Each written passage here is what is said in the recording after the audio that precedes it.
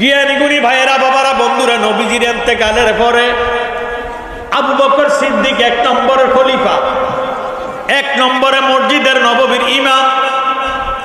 এবেড়ার আমলে তৈমিয়ানের ময়দানে একটা যুদ্ধ হবে।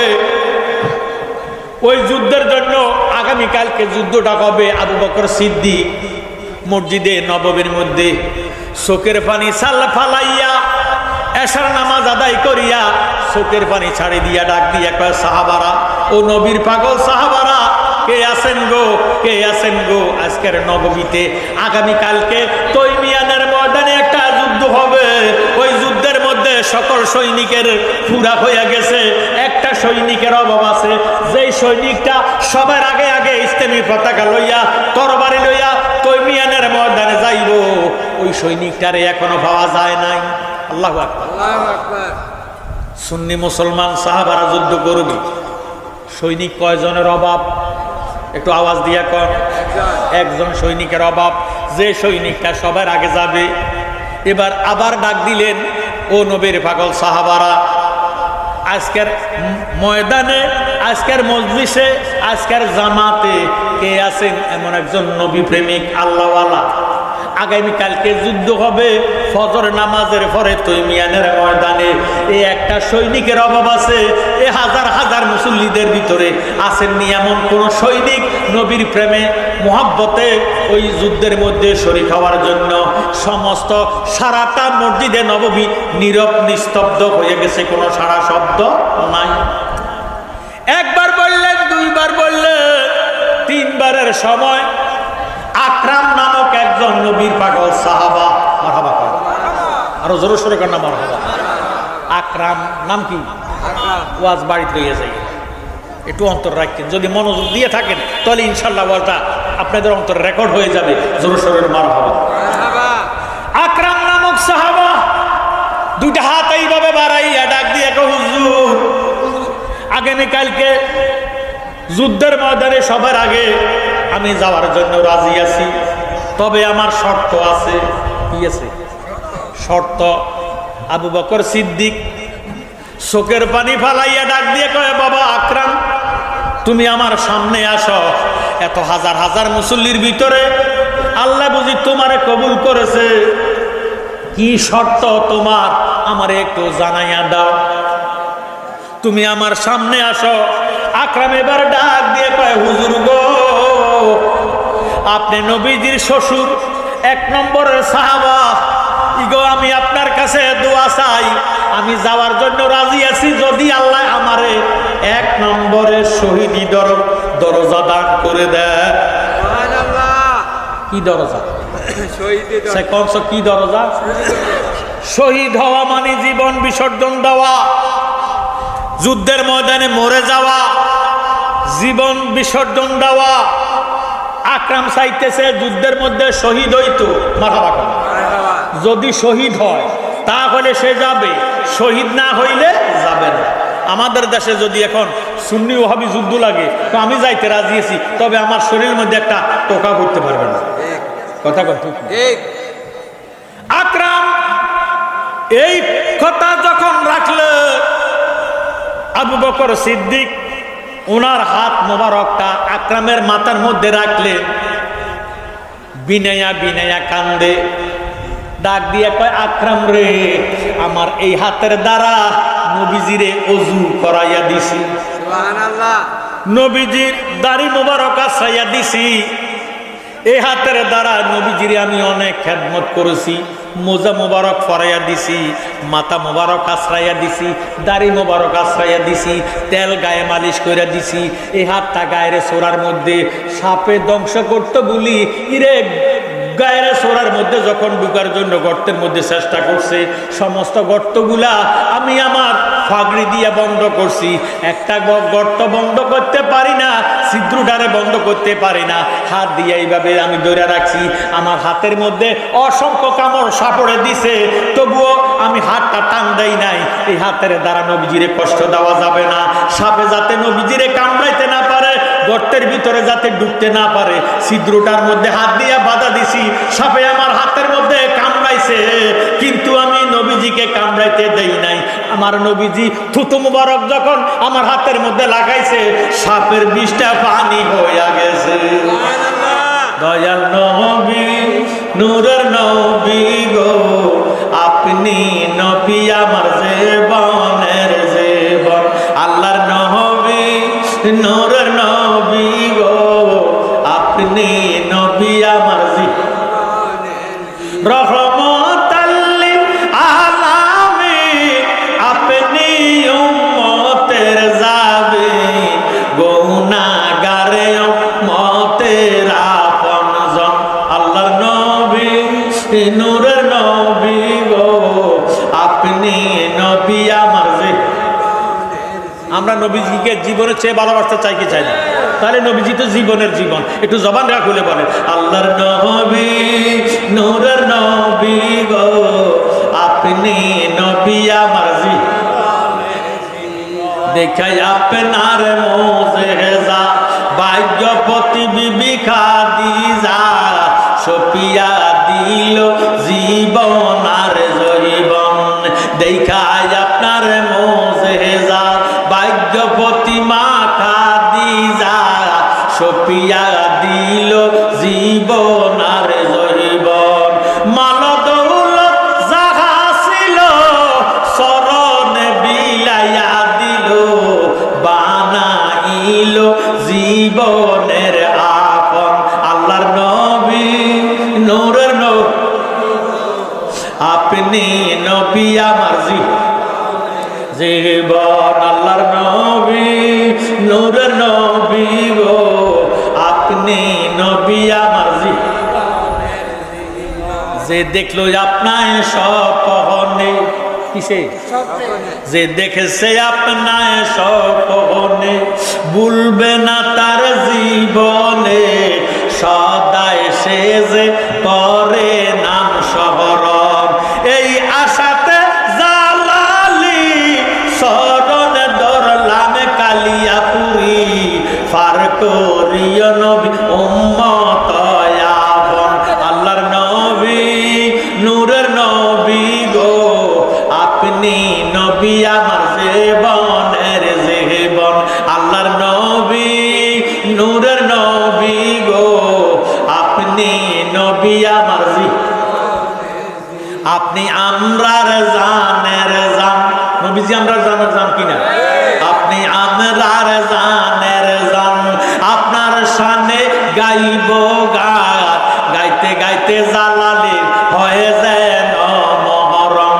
আল্লাহর নবী, নূরের নবী গো, আপনি নবী আমার জীবনের।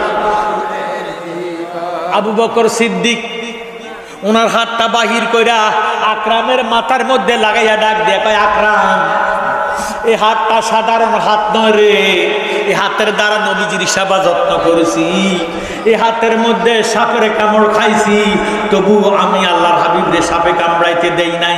আমি আমার হাতটা তোমার মাথার মধ্যে লাগাইয়া তোমারে দোয়া কইরা দেই, আল্লাহ যাহাতে তোমার মনের আশা পূরণ করে দেয়। আর দোয়া লাগবে না? দোয়া লাইয়া লইয়া ফলাইছে। আকরাম বাড়িতে গেছে, এশার নামাজ শেষ করে বাড়িতে গেল। বিবি কুরআন শরীফ তেলাওয়াত করতেছে, সুবহানাল্লাহ। স্বামী যখন আকরাম কারাল বাবা দরজাতে টোকা দিল, স্ত্রী কুরআন শরীফ বন্ধ করিয়া দরজা খুলিয়া দিয়া স্বামীর সাড়া দিল, সুবহানাল্লাহ। স্বামীর পায়ে চুমা খাইল, ডাক দিয়ে কয়, স্বামী এত রাত্রে হলো কেন? আপনারে ফালাইয়া খানা খাইলাম না, খানা খাইতে পারি না, অপেক্ষা করতেছি, কোরআন শরীফ তেলাওয়াত করতেছি। আমাদের দেশে স্ত্রীরা স্বামীরে ফালাইয়া খানা খায় কি খায় না? শতকরা ৯৯ জন খায়। আকরামের স্ত্রী স্বামীরে ফালাইয়া খানা খায় না, স্বামীর জন্য অপেক্ষা করতেছে।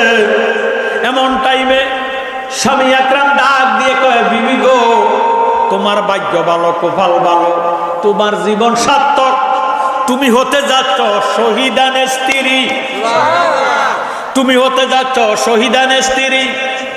আকরামের স্ত্রী ডাক দিয়ে কয়, স্বামী আপনি এখনো জীবিত, কিভাবে আমি শহীদানের স্ত্রী হইলাম, কিভাবে শহীদানের স্ত্রী হব? আমার মনে বোঝে না, আমি বুঝতে পারি না, জানতে পারি না, আপনি আমার মেহেরবানি করে জানাইয়া দেন। আকরাম একটা ডাক দিয়ে কয়, বিবি আমি এশার নামাজ আদায় করিয়া মসজিদে নববীতে আবু বকর সিদ্দিকের থেকে দোয়া লইয়া আসছি, আগামীকালকে ফজর নামাজের পরে তৈমিয়ানের ময়দানে একটা যুদ্ধ হবে, এই যুদ্ধের মধ্যে আল্লাহ আমার শহীদি দরজা দান করবে, তুমি হতে যাচ্ছ শহীদানের স্ত্রী, শহীদানের স্ত্রী রে আমার আল্লাহ দোজখ দিত না। আল্লাহুম্মা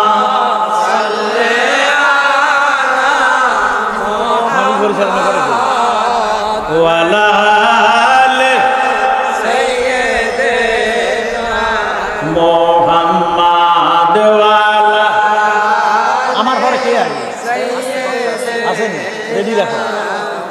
আল্লাহুম্মা সাল্লি আলা মুহাম্মাদ ওয়ালা আলে সাইয়্যিদিনা।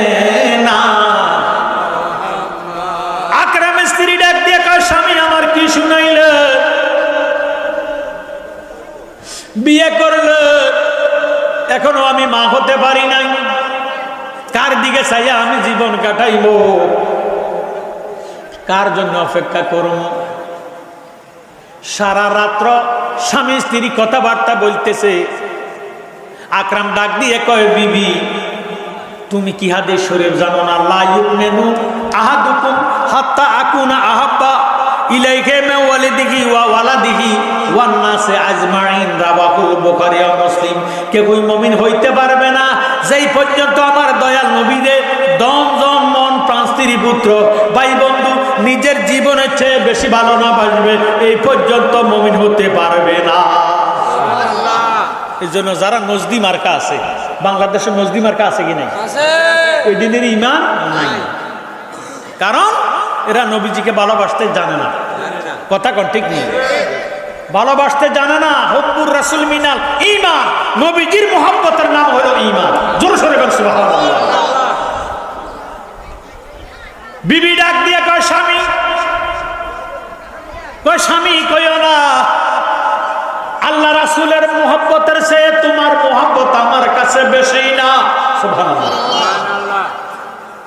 যদি ধৈর্য ধারণ করে থাকতে পারো, ময়দানে হাসরে তোমার সাথে দেখা হবে, হাসরে ময়দানে দেখা হবে। ধৈর্য ধারণ করো, ওসিয়ত করিয়া যাই বিবি, কথাটা আমল করিও। আগামীকালকে সকাল 10টার আগে আমার মায়ের কাছে আমার শহীদের খবর শোনাইও না।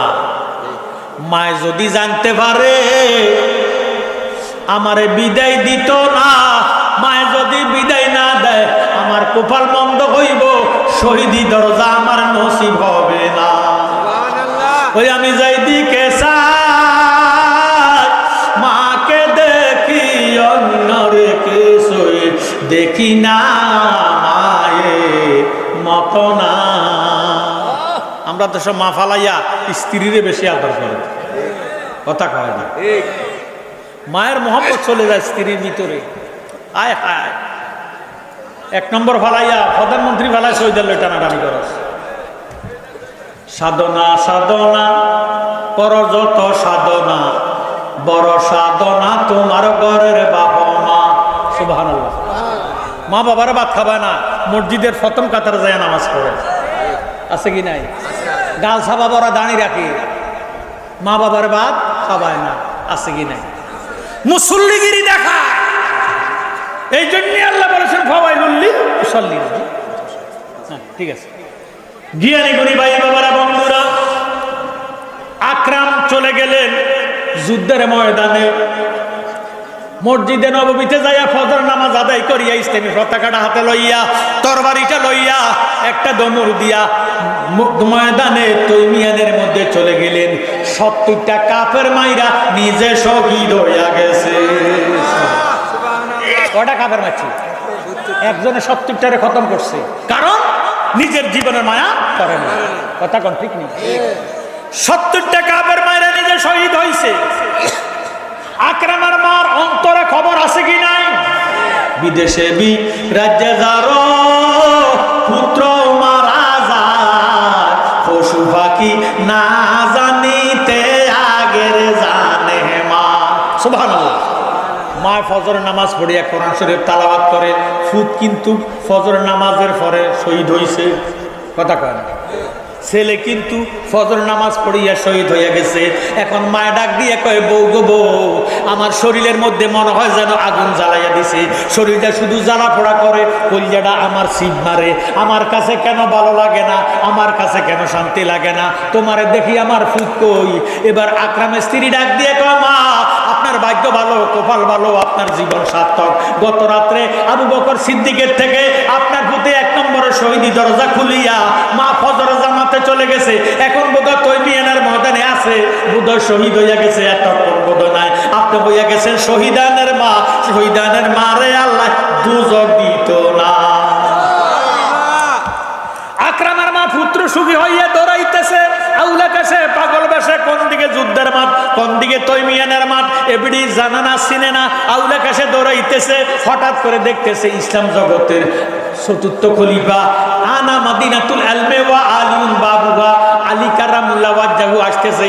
আলীরে দেখিয়ে ডাক দিয়ে কয়, বাবা আলী ও, আপনি আসতেছেন, আমার পুত আকরামের খবর জানেননি। আলী ডাক দিয়ে কয়, মা তোমার ভাগ্য ভালো, কপাল ভালো, তুমি হয়ে গেছো শহীদানের মা। শহীদানের মা রে আল্লাহ দুজক দিত না। সুবহানাল্লাহ। এবার বেরিয়ে খবর শুনে কয়, হুজুর কি কইলেন? মাওলা আলী কি শুনাইলেন? আমার পুত্র আমার থেকে বিদায় নিছে না। এই কইয়া আউলা কাছে দৌড়াইতেছে। এমন টাইমে দেখতেছে ইসলাম জগতের প্রধান খলিফা আমিরুল মুমিনিন সাইয়েদনা আবু বকর সিদ্দিক আসতেছে। সুবহানাল্লাহ। আবু বকর সিদ্দিকের দেখে ডাক দিয়ে কয়, এ বেটা, নবীজির শ্বশুর ইসলাম জগতের প্রধান খলিফা আমিরুল মুমিনিন সাইয়েদনা আবু বকর সিদ্দিক, এবারে জিজ্ঞাসা করব, এবারে যে আসতেছে আমার পুত্রের রেখা দেখি না, আমার পুত্রে কি কইরা আসছে, আমার পুত্রের খবর জিজ্ঞাসা করব। আকরামের মা, আমার ভাইরা জিজ্ঞাসা করব আবু বকর সিদ্দিকের। আবু বকর সিদ্দিক আকরামের মারে দেখে চিন্না ফেলাইছে, মনে মনে ডাক দিয়ে কয়, আল্লাহ, এখন যদি আমি বলি মাগো তোমার পুত শহীদ হইয়া গেছে, তোমার পুত মরে গেছে, বেডি আত্মহত্যা করতে পারে, আত্মঘাতী হইয়া নিজে মইরা যাইতে পারে, আমার কথার কারণে যদি এবেডি মারা যায়, আমার খুদকাশির কবিরা গুনাহ হবে, আমার এই মহাপাপ হবে, আমার উপায় থাকবে না। আল্লাহ, আমি তোমার কোরআন শরীফের হাকিকতের অর্থ জানাইয়া দিব, ওয়ালা তাকুলু লিমা ইউকতালু ফি সাবিলিল্লাহি আমওয়াত, যারা উহুদে বদরে খন্দকে খয়বরে তৈমিয়ানে কারবালার ময়দানে ইসলামের জন্য নিজের জীবনকে কুরবানি করে দেয়, তারা মরে না, কিয়ামত পর্যন্ত তারা সশরীরে জিন্দা। আমি কোরআন শরীফের হাকিকতের অর্থ জানাইয়া দিব। এমন টাইমে আকরামের মায়ে ডাক দিয়ে কয়, আবু বকর সিদ্দিক, আপনি যে আসতেছেন আমার পুত আকরামের দেখছেন নি? এই রে আবু বকর সিদ্দিক ডাক দিয়ে কয়, মা কান্দো না, কান্দো না, তোমার পুত আকরাম আসতেছে। সুবহানাল্লাহ, আল্লাহু আকবার। পুত কি আছে না মরে গেছে? মরে গেছে, শহীদ হয়ে গেছে না? শহীদ হয়েছে নি? এখন আবু বকর কি কইছে? আসতেছে।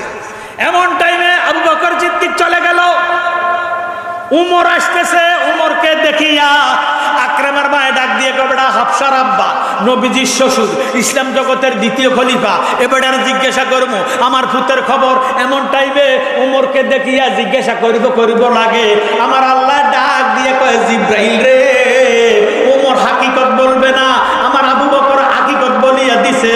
যারা উহুদে বদরে খয়বরে খন্দকে ইসলামের জন্য নিজের জীবনকে কোরবানি দেয়, তারা মরে না, তারা সশরীরে জিন্দা। আমার আবু বকর বলছে আসতেছে। উমর বলবে মরে গেছে, শহীদ হয়ে গেছে। উমর যদি বলে মরে গেছে, আবু বকর সিদ্দিক মৃত্যু হইয়া যাইব। যে আবু বকর জীবনে কোনো মিথ্যা কথা বলে নাই, আবু বকর সিদ্দিকের সিদ্দিক টিকে রাখার জন্য আমি খোদায় অর্ডার দিলাম, তুমি জিব্রাইল যাও, তৈমিয়ানের কবরস্থানে যাও, আকরামের লাশটারে কবর উঠাও, বেহুশতি পানি দিয়ে গোসল করাইয়া, বেহুশতি পোশাক করাইয়া, ইরে ওই আবু বকর সিদ্দিকের কথাটারে ঠিক রাখার জন্য ওমরের আগে আকরামের মায়ের কোলে আকরাম রে বসায়া